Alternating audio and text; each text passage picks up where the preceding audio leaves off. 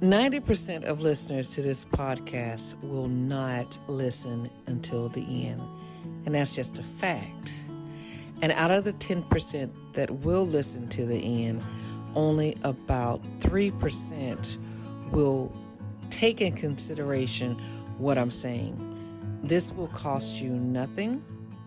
There's nothing to do, but you do need to sit and you need to think about what I'm about to tell you. For about 5 years now, since COVID, I have been telling people you need to have a plan in place. You need to have a plan in place for your career. You need to have a plan in place in case that great company you love working for goes under. And so many people call this fear-mongering. And I say it's being prepared and you're planning. Earlier today, I released a publication on Substack, a post, and I talked about planning and how when I was growing up, we used to use Sundays as a day of planning as children. And now that I'm older, I'm going back to those roots. And I'm telling you, you need to have a plan in place. We can work for the greatest companies. We can have the best job, but every day, I have people who sit in front of me and they share with me they never thought it would happen to them. And they share to me their fears and their concerns about the savings that they do have. And God bless them for being able to save and being disciplined to save.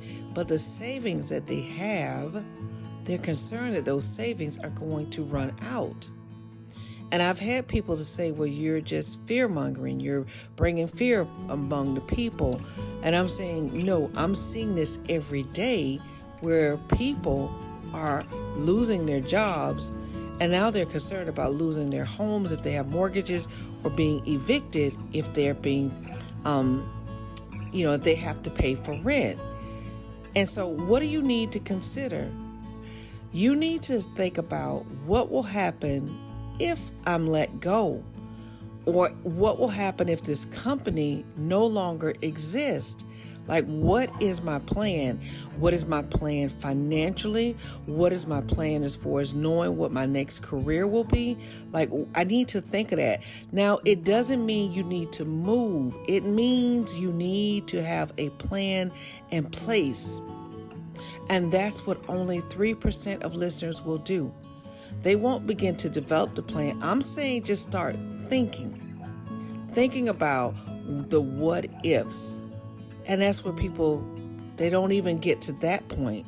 They just know that every day they're going to go to work, clock in, clock out. If they're salaried, hey, just to show up, do what I'm asked to do, and that's it.